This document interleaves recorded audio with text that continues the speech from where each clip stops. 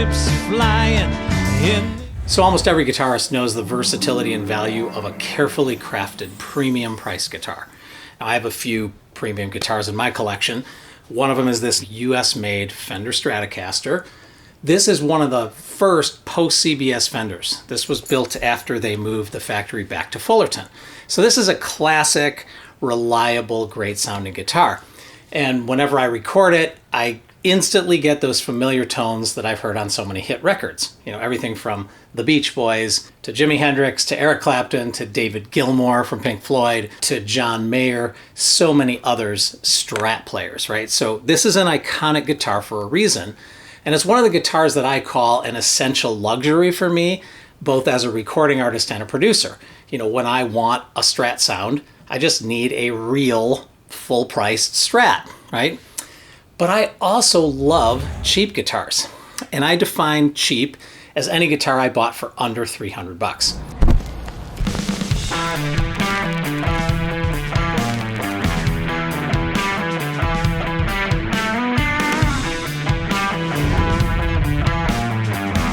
Like this Squier Tele here, this little baby.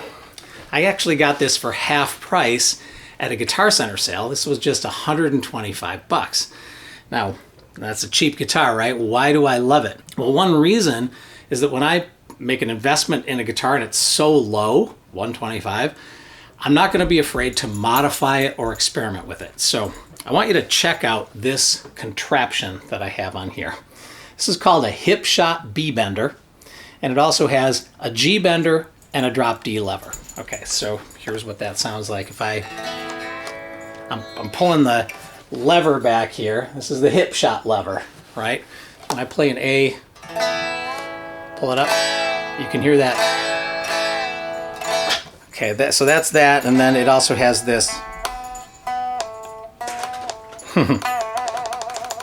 G lever right there, and then the drop D. So if I were to play a D chord, that E note on the bottom doesn't sound any good, but if I drop that, there it is. The whole thing drops right down to D automatically. So it's a very versatile contraption, right? Now, would I put this on a US made Tele that cost me anywhere from, you know, $1,200 to $3,000? No, I wouldn't do it. But on a guitar that cost me $125, sure. Now, the truth is this B-Bender and paying my luthier to install it actually cost more than the guitar itself. The contraption was $200, my luthier charged $80 to install it, so you know that's a $280 contraption on top of 125 acts. So my total cost is just over 400 bucks. So this is a cheap guitar that plays and sounds like something much more expensive than it actually was. And so I messed with it guilt-free, right? Now, another reason I love this particular cheap guitar is that while it has a Tele pedigree, it has this odd pickup configuration, you know, and that has a unique tone. It's a little different from full-priced single coil Teles. And when I couple these offbeat pickups with the B-Bender, this is a unique beast. You know, it sounds like nothing I've ever heard anywhere else, and it's actually become something that I reach for as part of my sonic signature as a producer. So this is my go-to whenever I want a little bit of twang or just a hint of pedal steel. So it's one of the key textures that I used in my band Cosmic Spin's version of After the Goldrush by Neil Young.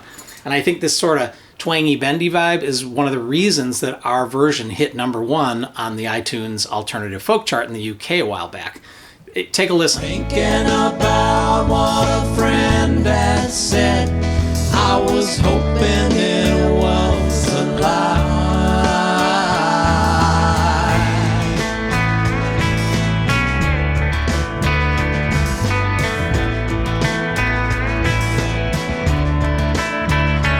Well, I dreamed I saw the silver spaceships flying in the yellow haze of the sun. There were children crying, colors flying all around the chosen one. All in a dream, all in a dream. The loading had begun. Fly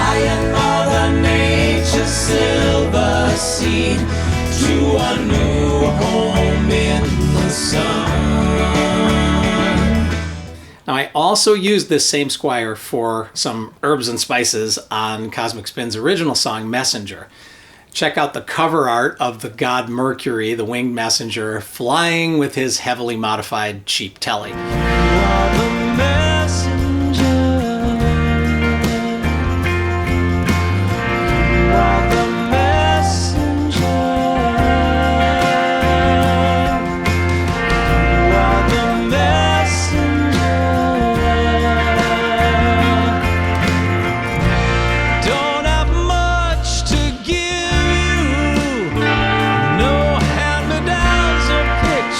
Of my past,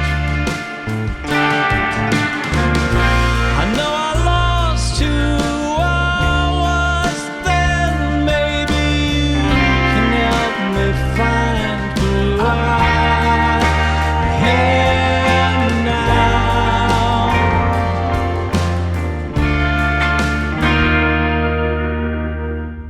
So Messenger also hit #1 on the iTunes Alternative Folk Chart in the UK.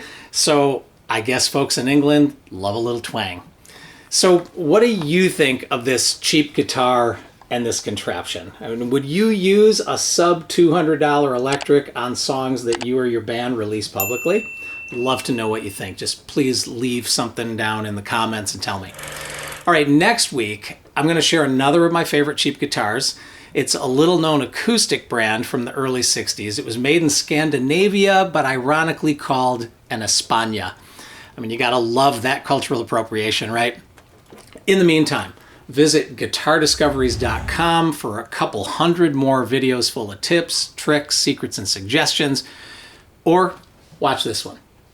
See you next time.